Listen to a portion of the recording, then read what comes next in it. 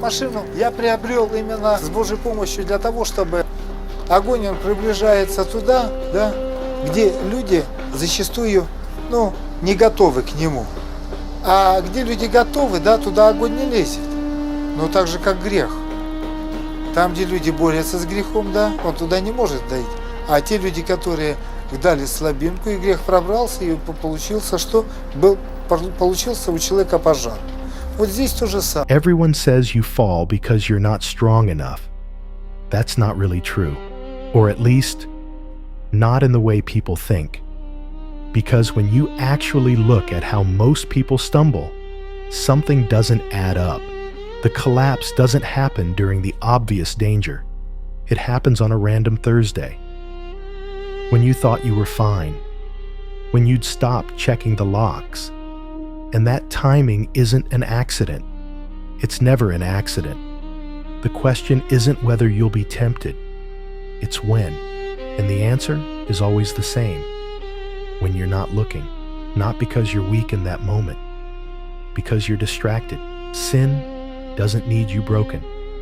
It doesn't need you desperate. It just needs you busy. Looking the other way for 30 seconds. That's enough. This was something the Desert Fathers understood.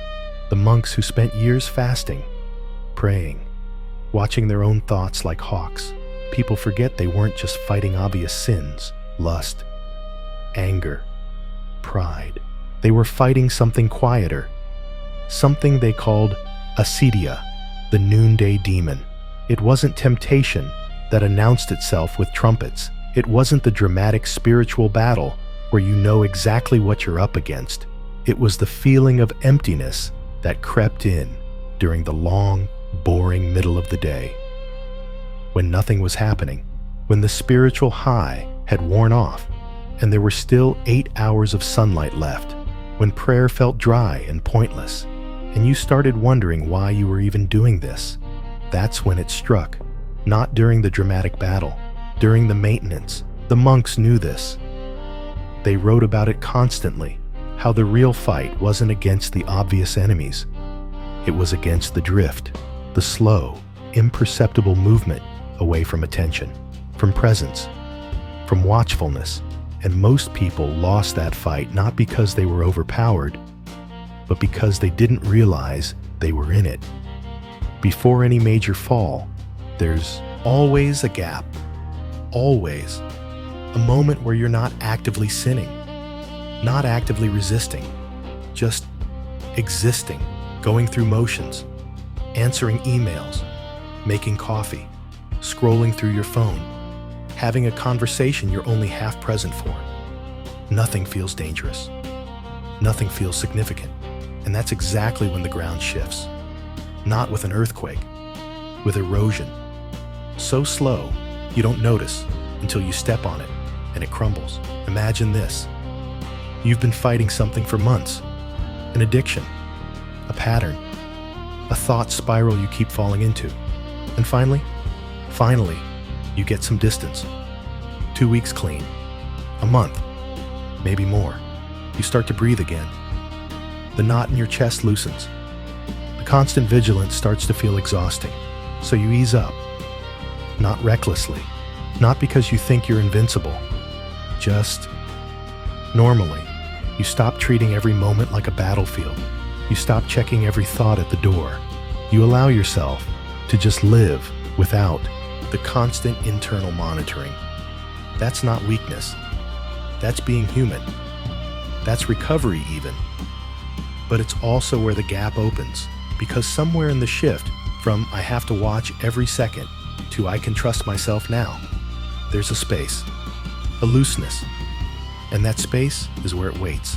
On the outside, everything looks fine. Better than fine, actually. You're functional, stable, maybe even growing.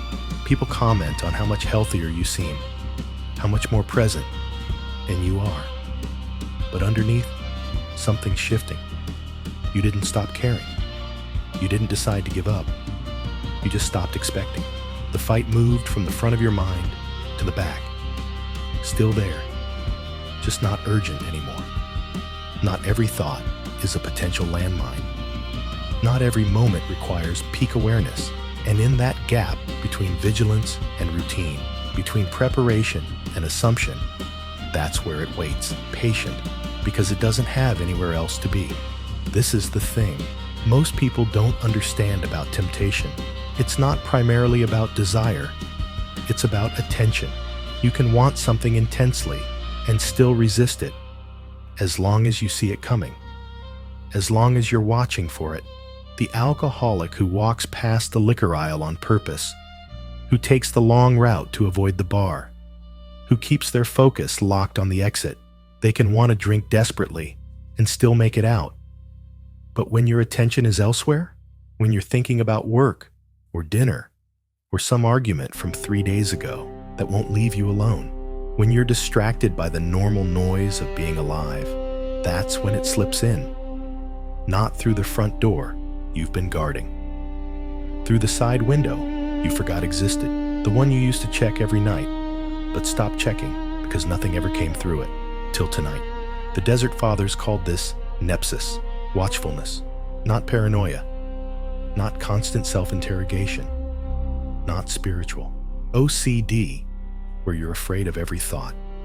Just awareness, the ability to notice where your mind is, what you're paying attention to, what you've stopped paying attention to.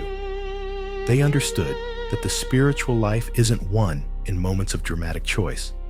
Those moments matter, sure, but they're rare. The spiritual life is won or lost in the 10,000 small moments where you could drift and you don't, where you catch yourself before the thought becomes action, before the action becomes pattern, before the pattern becomes bondage. The moment where you notice your mind wandering toward the edge and you pull it back, not violently, not with shame, just gently, like redirecting a child. Not that way. But here's the problem. The thing that makes this so difficult. You can't watch forever. There's a limit to human attention. This isn't a moral failing.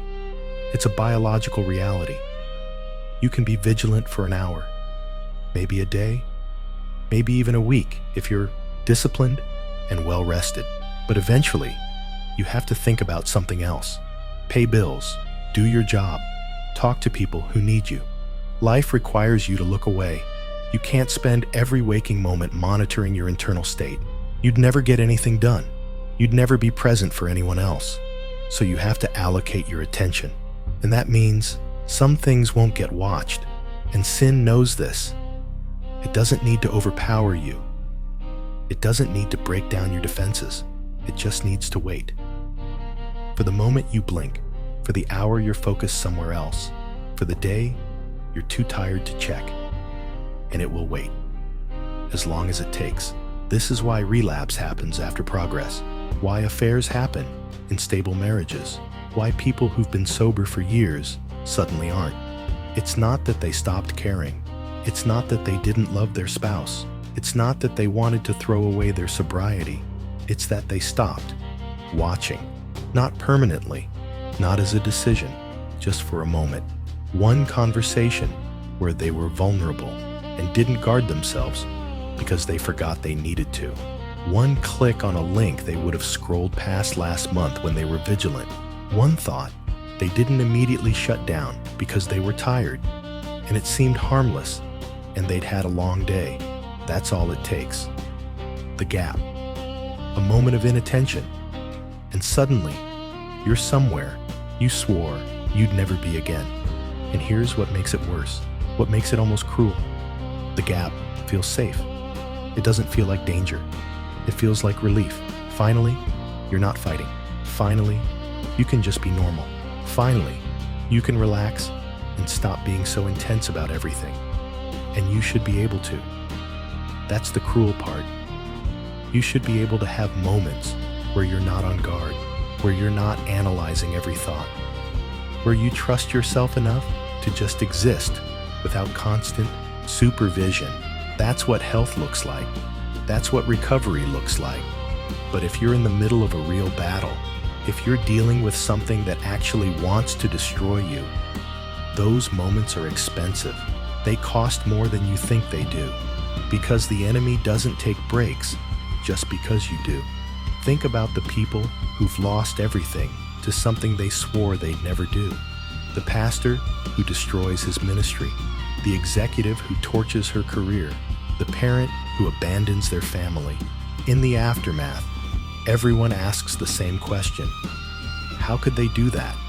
As if it was a single decision, as if they woke up one day and chose destruction, as if there was a moment where they looked at everything they had and decided to burn it down. But it's never one decision. It's 100 small gaps, moments where attention drifted, where the guard dropped just slightly, where something whispered, and they didn't immediately push back because they were distracted, and it didn't seem urgent, and they'd dealt with worse thoughts before, each gap smaller than the last, each one feeling insignificant in the moment, till the gap is wide enough to walk through. And by the time you realize you're walking through it, you're already on the other side. The scary thing is, you can't always tell when you're in the gap. That's what makes it a gap. If you knew you were vulnerable, you'd defend yourself, you'd pay attention, you'd lock the door. But the gap happens precisely when you think you don't need to. After the victory, after the breakthrough, after you've proven to yourself that you've changed, after enough time has passed, that the danger feels historical rather than current. That's when the assumption sets in. I'm past this now, and maybe you are. Maybe you really have changed. Maybe the work you did was real, and the growth was genuine. But the moment you stop watching is the moment you're back in play. Not because the change wasn't real, but because vigilance isn't a phase you graduate from. It's a practice, and practices stop working when you stop practicing. This isn't really about sin being strategic. It's not about demons having meetings about you. It's about what happens when attention shifts, and attention always shifts. It has to. You can't stay vigilant forever. Not because you're weak, because attention is finite. You have a limited amount of awareness to spend in a day. And you have to spend it on a lot of things. Work, relationships, problems, plans, the people who need you, the responsibilities you can't ignore. So the question isn't whether you'll have gaps. You will. The question is whether you'll notice them, whether you'll catch yourself drifting before you're too far out, whether you'll recognize the feeling of inattention before it costs you something, whether you've built systems that interrupt the drift. The monks understood this. That's why they structured their entire lives around reminders, prayers at set hours, bells that rang throughout the day, rituals that marked time. Not because the rituals themselves had magic power, not because God needed them to pray 7 times a day, but because they interrupted the drift. They created moments where you had to stop and pay attention, where you couldn't just coast, where you had to check in with yourself. Where am I right now? What am I thinking about? What am I moving toward? It wasn't about being paranoid. It was about being awake. Because the default state is sleep, we drift toward unconsciousness, toward autopilot, toward the path of least resistance. And sometimes that's fine. You can't make every decision consciously, but when you're fighting something real, when there's something in your life that wants you dead, autopilot is suicide. Much later, looking back, the pattern becomes clear. The fall didn't happen during the storm. It happened during the calm after, not as a dramatic attack, more like water finding the crack. Slow, quiet, inevitable if the crack isn't sealed. And even when you see it, it costs something to stay awake. It costs attention, energy, the willingness to keep watching even when you're tired of watching, even when it feels like overkill, even when you'd rather just trust yourself and move on. Most people quit here, not because they're weak, because the story stops making sense. Why do I still have to fight this? I thought I was past it. I thought I'd grown. I thought I'd done the work. And maybe you have. Maybe you really have grown. But growth doesn't mean the gap disappears.